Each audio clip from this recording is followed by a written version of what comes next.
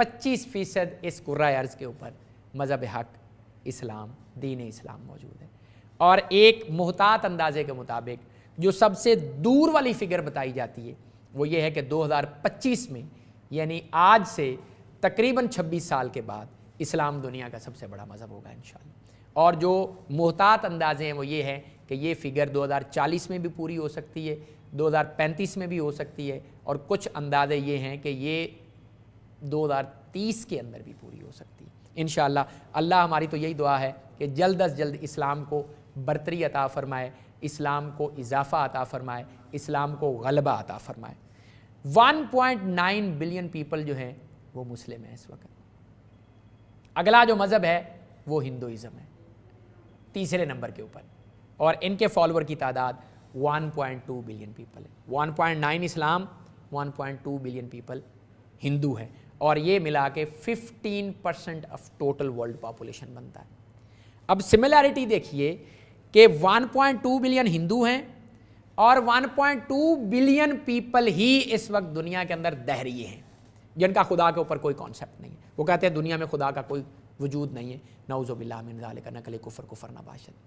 यानी इस इंसान इतना सरकश हो चुका हुआ है कि उसने खुदा के वजूद का इनकार कर दिया। स्कैंडिनेविया भरा पड़ा। अब क्योंकि हमारे यहाँ दहरियत उस तरह से खुल के सामने नहीं आती, तो वो अरबी का जो मकूला है, कल मरउ यकीसो बिनफ्से ही, हर बंदा दूसरे को अपने जैसा समझता है, तो हम भी यही समझ रहे होते हैं कि दहरियत उस तरह से नहीं है। हालांकि आप यूरोप में जाएं, यूरोप भरा पड़ा है दहरियत के साथ। वो कहते हैं खुदा का कोई कॉन्सेप्ट नहीं। यही रीज़न है कि जब भी कभी आपको ब्लास्फेमी का कोई वाक़या सुनने को मिलता है तो वो आपको यूरोप से मिलता है, और यूरोप में भी फिर स्कैंडिनेवियन कंट्रीज़ जो हैं वहाँ पे सबसे ज़्यादा दहरियत है। इसीलिए आप ये जितने ब्लास्फेमी के खुदा न खास्ता कुरान के साथ जो वो मामला करते हैं वो आपको स्कैंडिनेविया में किसी न किसी मुल्क में, नॉर्वे में होता नज़र आ रहा होगा, डेनमार्क में होता नज़र आ रहा होगा, स्वीडन में होता नज़र आ रहा होगा, क्योंकि वहाँ मैक्सिमम पॉपुलेशन जो है वो ऑलरेडी दहरियत की तरफ जा चुकी हुई है। ये सिमिलरिटी आ गई। अब एक मज़हब पीछे रह गया है, वो है मेन रिलीजन बुद्ध मत। बुद्ध मत जो है वो इस वक्त 0.5 बिलियन पॉपुलेशन के साथ दुनिया में चौथे नंबर के ऊपर मज़हब है, आप एक तरह से कह लें। अगर आप उसको मज़हब कहें और दहरियत को मज़हब ना कहें तो चौथे नंबर के ऊपर 0.5 बिलियन जो पॉपुलेशन है। अब देखें 50% दहरियन, 15% दहरिये, 15% हिंदू, 25% मुसलमान और 31% जो हैं वो ईसाई। तो ये ज़मीन की टोटल पॉपुलेशन है, और इसके अंदर 0.2% जो मैंने आपको पहले अर्ज़ किया ये सिर्फ यहूदी हैं। और इन यहूदियों का ये इरादा है कि हम पूरी दुनिया के ऊपर गलबा हासिल करेंगे, हम पूरी दुनिया के ऊपर हुकूमत करेंगे जब हमारा मसीह दज्जाल आ जाएगा। अब जैसे मैंने आपको अर्ज़ किया कि अल्लाह के नज़दीक मज़हब इस्लाम ही मज़हब हक़ है। इस्लाम के अलावा कोई और दूसरा ऐसा मज़हब नहीं है जिसको अल्लाह ने कबूल फरमाया। अब यहाँ पे तो हैं यहूदी। आया यहाँ पे सरजमीन पे हमेशा से यहूदी रहे हैं, फ़लस्तीन की सरजमीन पे, या कभी इस्लाम भी रहा है? तो हाँ, यहाँ पे सबसे पहले इस्लाम आया नवंबर 636 के अंदर, जब हज़रत फ़ारूक आज़म रज़ी अल्लाह ताला अन्हु फ़ाते शाम और फ़ाते फ़लस्तीन बन के इस ज़मीन के अंदर दाखिल हुए, सरज़मीन के अंदर। और उस वक्त आपको पता है एक चोंटी भी नहीं मरी थी और एक पत्ता भी नहीं गिरा था, कोई दरख्त नहीं काटा गया। एक मुआहदे के तहत हज़रत फ़ारूक आज़म रज़ी अल्लाह ताला अन्हु ने सरज़मीन फ़लस्तीन को, बैतुल मक़दस को फ़तह किया, और दूसरी दफ़ा सलाहुद्दीन अय्यूबी ने इस सरज़मीन को फ़तह किया है और यहाँ पे इस्लाम आया। तो ये दो इंसिडेंट्स हैं जब मुसलमानों ने इस सरज़मीन को फ़तेह भी किया है। ये नहीं है कि ये मुसलमानों के कभी कब्ज़ा के अंदर ना रही हो, मुसलमानों के पास ये रही है। अब मुसलमानों की इसके साथ गर्ज़ क्या है, मुसलमान इसको क्यों लेना चाहते हैं? यहूदियत का तो मैंने आपको बता दिया कि बनी इसराइल ये चाहते हैं कि यहाँ पे इकट्ठे होकर यहाँ से वो फिर सारी दुनिया पे। मुसलमान इसको क्यों लेना चाहते हैं?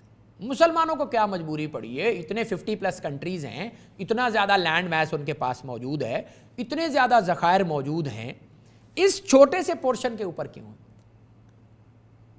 तो उसकी वजह यह है कि मुसलमानों के जो 2 मकामात मुक़द्दसा हैं جن کو ہم حرمین شریفین کہتے ہیں، جو سرزمین مکہ ہے، جہاں پہ مسجد الحرام واقع ہے، جہاں پہ خانہ کعبہ واقع ہے، اور جو حرمین کی دوسری جگہ ہے یعنی مدینہ المنورہ ہے، جو طیبہ ہے، جو طابہ ہے، اس کے بعد اگر مسلمانوں کی کوئی تیسری مقدس جگہ ہے تو وہ قبلہ اول ہے یعنی بیت المقدس کی سرزمین۔ یہی وہ قبلہ اول ہے جس کی طرف جب محبوب کریم علیہ الصلاۃ والسلام مدینہ طیبہ تشریف لائے ہیں تو 15 یا 17 ماہ اسی طرف منہ کر کے نماز پڑھا کرتے تھے، اور اسی کو قرآن حکیم نے بیان فرمایا ہے کہ جب معراج شریف کے اوپر محبوب کریم علیہ الصلاۃ والسلام تشریف لے کے گئے ہیں تو وہاں پہ آپ نے انبیاء ساروں کو اکٹھا کر کے اس کی امامت فرمائی ہے، تو وہ ہے بیت المقدس، جس کے بارے میں قرآن حکیم نے فرمایا سبحان الذی اسریٰ بعبدہ لیلا من المسجد الحرام الی المسجد الاقصی الذی بارکنا حولہ لنریہ من آیاتنا۔ فرمایا پاک ہے وہ ذات جس نے اپنے بندے کو سیر کرائی مسجد حرام سے لے کے مسجد اقصی تک، الذی بارکنا حولہ، وہ مسجد اقصی جس کے گردا گرد ہم نے برکتیں رکھی ہوئی۔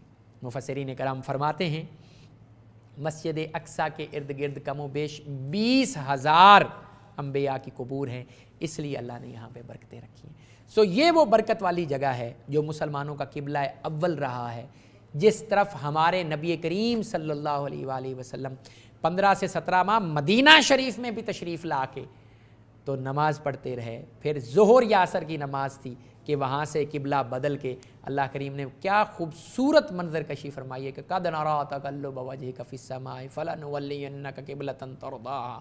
اے محبوب کریم ہم دیکھ رہے تھے کہ جب آپ بار بار آسمان کی طرف نظر اٹھا کے دیکھتے تھے کہ یا اللہ ہمارا قبلہ ادھر ہی پھیر دے جو ابراہیم علیہ السلام کا قبلہ تھا، لہذا اے محبوب پھر ہم تمہیں حکم دیتے ہیں کہ تو ادھر ہی قبلے کا رخ جو ہے وہ پھیر دے جدھر تیرا دل ہے۔ تو ظہر کی یا عصر کی نماز تھی، محبوب کریم علیہ السلام مسجد قبلہ تین کے اندر مدینہ شریف میں موجود تھے، وہیں حکم نازل ہوا تو آپ نے اپنا قبلہ وہیں سے گھوم کے خانہ کعبہ کی طرف کر دیا، اور صحابہ کرام جو ہیں کیونکہ یہ بالکل 180 ڈگری تھا، بیت المقدس اس طرف تھی اور خانہ کعبہ لیفٹ سائیڈ کے اوپر تھا، تو وہاں پہ اللہ کے رسول اسلام بھی گھوم گئے اور صحابہ کرام بھی جو ہیں وہ پیچھے سے آ کے گھوم کے اسی سائیڈ پہ چلے گئے۔ مجھے لینا ہے ایک وقفہ، وقفے کے بعد دوبارہ آپ سے ملتے ہیں۔ ہم یہود کو ڈسکس کر رہے ہیں، دیکھتے رہیے سفر قرآن۔